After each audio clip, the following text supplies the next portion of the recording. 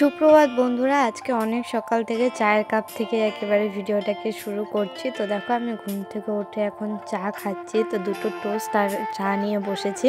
আর আমার চা খাওয়া কমপ্লিট হয়ে যাওয়ার পর আমি চলে এলাম আমার বিছানাটা গোছাতে। তো এখানে দেখো আমি বিছানা গোছাতে গোছাতে না বাবা এসে কি যেন একটা বলছিল আমাকে, তো দাঁড়িয়ে দাঁড়িয়ে ওটাই শুনছিলাম। আর আজকে সকাল থেকে ভীষণ ভীষণ এক্সাইটমেন্টের সঙ্গে দিনটা শুরু হয়েছে। কারণটা তোমরা লাস্ট ব্লগে দেখে নিয়েছো। আমি আর মা আজকে যাচ্ছি কুটিমানি বাড়িতে, মানে হচ্ছে মালবাজারে। তো তোমাদের সাথে গল্প করতে করতে দেখো আমার বিছানাটাও গোছানো হয়ে গেল। আমি একেবারে টান টান করে ঝেড়ে পেতে নিলাম, কারণ নেক্সট 2-3 দিন এই বিছানাটা আর ইউজ হবে না। আর আমার সকালে যে কাজগুলো থাকে তার মধ্যে একটা হচ্ছে আমার এই গাছগুলো ঘরে যেগুলো থাকে এগুলোর পরিচর্যা করা। আর এরপরে যেহেতু 1-2 দিন থাকবো না, তাই বেশি করে জল দিয়ে দিলাম আজকেই।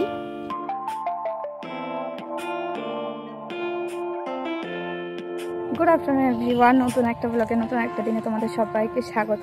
কাল থেকে তোমাদের যেটা বলছিলাম, আজকে যাবো হচ্ছে মানির বাড়িতে। তো আমার একটা কাজ ছিল, সেটা করে এখন ফিরছি। এখন জাস্ট রেডি হবো, রেডি হয়ে বেরোবো। যখন বেরোবো তখন তোমাদের সাথে আবার দেখা হচ্ছে। 1:30 বাজে, এখন রেডি হয়ে গেছি দেখতেই পারছো। আর এই জামাটা আমি মেঘালয়তে পরেছিলাম, তো পরে নিয়ে ওই কথাটাই মনে পড়ছে। মেঘালয়ের পরে আজকে সেকেন্ড টাইম পরছি। তো যাই হোক, এখন 1:30 বাজে, বেরোবো মালবাজারের জন্য। যেতেও টাইম লাগবে, 2 ঘন্টা মতো টাইম লাগে। তো আমি আর মাই যাচ্ছি, চলো এখন বেরোই। আর মারাত্মক গরম, এই গরমে বাসে যে কি করবো কে জানে। তো চলো এখন বেরোনো যাক। তো এই দেখো বেরিয়ে পড়েছি একেবারে ব্যাগ ট্যাগ নিয়ে। আর এত গরম ছিল না, বাড়িতেই পারছিলাম না, তাই বারবার করে ভাবছিলাম যে বাসে গিয়ে কি করব। তো দেখো আমরা না একেবারে টোটোতে করে বাস স্ট্যান্ডে চলে যাব, বাজারে আর নামবো না। সেই কারণে আমাদের কদমতলা বাজারের মিষ্টির দোকান থেকে মিষ্টি নিয়ে নিল ওই বাড়ির জন্য। আর এই দেখো এতগুলো ব্যাগ হয়েছে মিষ্টির ব্যাগ ট্যাগ মিলিয়ে, যেহেতু ছোট ছোট ব্যাগ তাই অনেকগুলো হয়েছে। তো তারপরে আমরা টোটোতেও উঠে গেলাম, এখন সোজা যাব হচ্ছে বাস স্ট্যান্ডে। তো আমাদের মিষ্টির দোকানে একটুখানি লেট হয়েছে, আমাদের বাস স্ট্যান্ডে পৌঁছতে পৌঁছতে প্রায় 2টোই বেজে গেছে। আর দেখতে পাচ্ছ কি রোদ্রু। তো এই যে এসে গেছি আমরা বাস স্ট্যান্ডে, এখন বাসের অপেক্ষা। এখান থেকে প্রথমে ময়নাগুড়ি যেতে হবে, দেন ময়নাগুড়ি থেকে মালবাজারে গাড়ি পাওয়া যাবে। তো চলো দেখি যায় কিনা। মানিবাড়ি যাওয়ার এই একটা ঝামেলা যে 2-3টে গাড়ি চেঞ্জ করতে হয়। তো যাই হোক, দেখো আমরা বাস স্ট্যান্ডে আস্তে আস্তে একটা জলপাইগুড়ির বাস পেয়ে গেছি, যেটা কিনা ময়নাগুড়ি হয়েই যাবে। তো ওই বাসে উঠে গেছি। আর বাসের ভিতরে এত গরম ছিল কি বলবো, বাসটা যখন থেমে থাকছিল না মনে হচ্ছিল যেন ছ্যাঁকা লাগছে পুরো। তার 5 মিনিটের মধ্যে বাস ছেড়ে দিয়েছে। আর এই দেখো রাস্তায় যেতে যেতে এই কাশফুলগুলো দেখলাম, এরকম সাদা সাদা কাশফুল আর ঘন নীল আকাশের মাঝে সাদা সাদা তুলোর মতো মেঘ ভেসে যাওয়া, একদম দুর্গাপুজোর অ্যাপ্রোপ্রিয়েট ওয়েদার। এত ভালো লাগছিল। বাট ভালো যেটা লাগছিল না সেটা হচ্ছে গরম, প্রচন্ড গরম ছিল। হয়তো এটাই শুনবে পুরো ব্লগটা জুড়ে, গরম গরম গরম। এই দেখো এটা হচ্ছে জলঢাকা নদী, যেটা আমরা এখন ক্রস করছিলাম। আর এই জলঢাকাতেই কিন্তু আমার পিসিমণির বাড়ি। তবুও পিসিমণির বাড়ি ছেড়ে চলে এসেছি। আর এই সামনের দিকে হচ্ছে পার্ক। আগে প্রচুর এসেছি এই জলঢাকা পার্কে, যখন ছোট ছিলাম পিসিমণির বাড়ি আসতাম তখন। আর আমাদের বাড়ি থেকে ময়নাগুড়ি খুব একটা দূর নয়, বাসে করে আধা ঘন্টা বা 40 মিনিট মতো লাগে। তো দেখো আমরা পৌঁছে গেছি ময়নাগুড়িতে। আর বাস থেকে নেমে এখন আমরা টোটোতে উঠে গেছি। আমাদের যেখানে নামার ছিল সেখানেও বাসটা যেত, বাট বাসটা না অনেকক্ষণ থেকে দাঁড়িয়ে ছিল আর অনেকটা বেলা হয়ে গেছে। তো আর আমি আর মাই যেহেতু যাচ্ছি, তাই ভয় পাচ্ছিলাম যে আবার ময়নাগুড়ি থেকে মালবাজারের বাস পাবো কি পাবো না সেটা নিয়ে।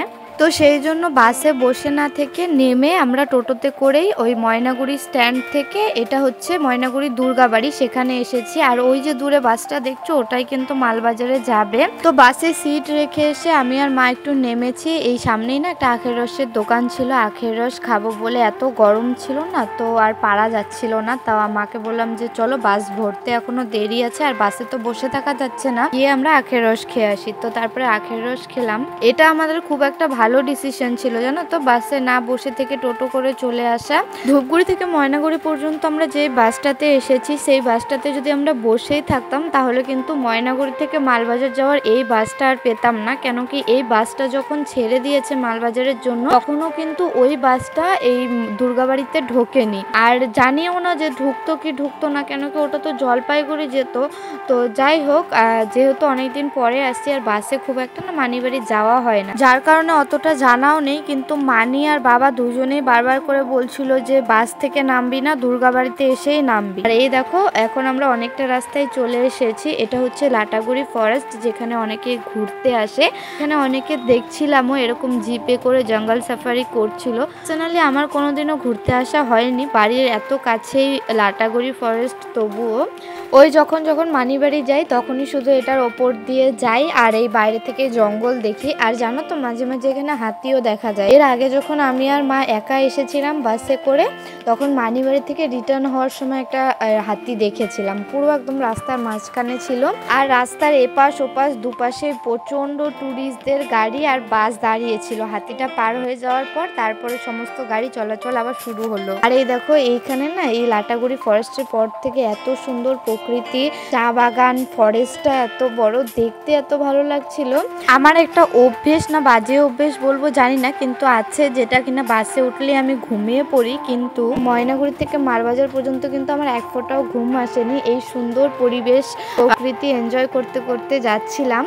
বাসে ওঠার পরে প্রথমেই আমি উইন্ডো সিট পাইনি, তোমরা একটু আগে দেখলেই যে আমি সাইডে বসেছিলাম। আর রাস্তায় একে একে নামতে নামতে পরে আমি এই উইন্ডো সিটটা পেয়েছিলাম। আর মা আমার সাথে ছিল না, আমার পেছনে বসেছিল, মাও পরে উইন্ডো সিট পেয়েছিল। আর বাসে উঠে যদি উইন্ডো সিট না পাই না আমার ভীষণ রাগ হয়, তবু যদি এত গরম থাকে না একদম ভালো লাগে না মাঝখানে। তো যাই হোক, এখানে দেখো অনেক বড় বড় বিল্ডিং গুলো, এগুলো রিসর্ট ছিল, তারপরে হোটেলস ছিল। যারা আর কি ডুয়ার্স ঘুরতে আসে অনেকেই এই মালবাজার বা লাটাগুড়ি ফরেস্ট, তারপরে মালবাজার পার হলেই কিন্তু 2-1 ঘন্টা মতো রাস্তা কালিম্পং পড়ে। এই সাইডটায় না অনেক ঘুরতে যাওয়ার জায়গা আছে, 2 ঘন্টা বা 1 ঘন্টার ডিস্টেন্স এরকম ভাবে। যদিও আমি কোথাওই যাইনি, তবুও বলছি ওই মানি থাকার সূত্রে আর কি জানি। আর আমি জানি না তোমরা নয়েজ পাচ্ছ কিনা, বাট আমাদের এখানে আমি যেদিন ভয়েসটা দিচ্ছি প্রচন্ড বৃষ্টি হচ্ছে, হয়তো পাচ্ছ। যাই হোক, দেখো মানি যেই ঠিকানা দিয়েছিল পাঞ্জাব ব্যাংকের সামনে, সেখানেই নেমে পড়েছিলাম। আর বাবা দাদা মানি অনবরত আমাদের ফোন করেই যাচ্ছে, কোথায় আছিস, মানে সবসময় আপডেট নিতে থাকছিল। তো আমরা অনেক দিন পরে এলাম, আর তোমরা বললে বিশ্বাস করবে না, আমরা প্রায় 5 বছর পরে আমি আর মা একা একা মানিবাড়িতে এলাম। দেখো এই যে আঙ্কেলটা না আমার পাশে বসেছিল, ওনার সাথে বাসেই পরিচয় হলো। মানিবাড়ির পাশেই বাড়ি ওনার, মানে মানিবাড়িতে ঢোকার একই গলি, বাট পরের গলিটা থেকে ওনার বাড়ি একটা গলিতে আর মানিবাড়ি অন্য একটা গলিতে। তাই নামার পরে মায়ের সাথে একটু আলাপ করিয়ে দিলাম, যেহেতু মা আর আমি আলাদা আলাদা সিটে বসেছিলাম। ওনার সাথে বাসে অনেক গল্প হয়েছে, আর এতখানি পর্যন্ত উনি আগিয়ে দিলেন। আর তারপরেও বলছিলেন তোমরা কি গলি চিনতে পারবে, কোন গলিতে বাড়ি? তো বললাম না, এখান থেকে আমরা চিনে চলে যেতে পারবো। আর মায়ের সাথে ওই গলির মাথায় দাঁড়িয়ে একটুখানি গল্প করে নিল। আর আমি তো এই গলিতে ঢোকার জন্য ভীষণ এক্সাইটেড ছিলাম, কারণ এখানে ঢুকলেই মানি আর বুনুর সাথে আমার এখনই দেখা হবে। আর তারপরেও জানো তো, বুনু মাঝখানে একবার ফোন করেছিল, বলছে তোমরা কোথায় আছো, তোমরা কি বাস থেকে নেমে গেছো? তো আমি বলছি যে আমরা আবার কোথায় বাসে উঠলাম, আমরা তো বাড়িতেই আছি। তো ও বলছে না তোমরা না আমাদের বাড়িতে আসছো। আমি কোথায় আসছি, আমি তো বাড়িতেই আছি।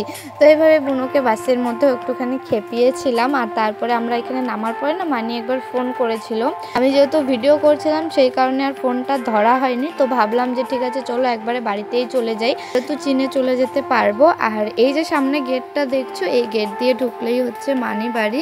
আর তার মধ্যেও না মায়ের 2 হাতে ব্যাগ ছিল, আমার 1 হাতে ব্যাগ ছিল, আর 1 হাতে আমি ক্যামেরা ধরেছিলাম, যার কারণে আর ফোন ধরা হয়নি। তো দেখো পৌঁছে গেছি মানি বাড়িতে। এখন মা এসে গেটটা খুলছে, আর গেটের আওয়াজ পাওয়ার সাথে সাথে মানি আর বুনু একদম লাফিয়ে বাইরে বেরিয়ে এসেছে। বুনু আমাকে বলছে কি তোমার জন্য না আমি একটা গিফট বানিয়েছি, সেই গিফটগুলো না আমি তোমাদেরকে নেক্সট ব্লগে দেখাবো, নেক্সট বা তার পরের ব্লগে। তো দেখো ঢুকে গেছি, আর বুনুর এই ওয়েলকামটা তো আমার ভীষণই ভালো লেগেছে। দেখো যেভাবে ছিল সেভাবে বেরিয়ে এসেছে। তো তারপরে আমরা ব্যাগ ট্যাগ রেখে হাত মুখ ধুয়ে একেবারে ফ্রেশ হয়ে বসলাম। আর বাকি এরপরে গিয়ে কি কি করেছি সেগুলো তোমাদেরকে নেক্সট পার্টে দেখাবো, কারণ কি এই ব্লগটা অলরেডি অনেকটা বড় হয়ে গেছে। আর যাওয়ার পর থেকে দেখছি বাড়িতে কারেন্ট নেই, 2-3 ঘন্টা মতো কারেন্ট ছিল না। এই গরমে বুঝতেই পারছো কি অবস্থা হতে পারে। আর দেখো পিছনে মানি আর মা ওই কার্ডবোর্ড গুলো দিয়ে হাওয়া খাচ্ছিল, এগুলো দিয়ে না ভীষণ ভালো হাওয়া লাগে। আর বুনু কি একটা বলছিল সেটা নিয়ে হাসছিলাম আর কি আমরা সবাই মিলে। তো তোমাদেরকে জানিয়ে রাখি মানির কি হয়েছে। মানির অ্যাকচুয়ালি একটা হাত ভেঙে গেছে অ্যাক্সিডেন্টে। আর কীভাবে অ্যাক্সিডেন্ট হলো কি হলো সেগুলো আমি তোমাদেরকে নেক্সট ব্লগে বলবো। আর মানির না এক হাত দিয়ে কাজকর্ম করতে ভীষণ অসুবিধা হয়, বেশিরভাগ কাজই বুনু করে দেয়। আর ও তো ছোট বলো, ওই বা কত কাজ করবে। তাই আর কি আমার আর মায়ের ভাবনা যে একদিনের জন্য যদি মানি আর বুনুকে রেস্ট দেওয়া যায়। তো চলো নেক্সট ব্লগটা কেউ মিস করো না, আশা করছি তোমাদের খুব ভালো লাগবে নেক্সট 2-3টে ব্লগ। তো চলো আজকের জন্য এতটাই, টাটা, ভালো থেকো সবাই।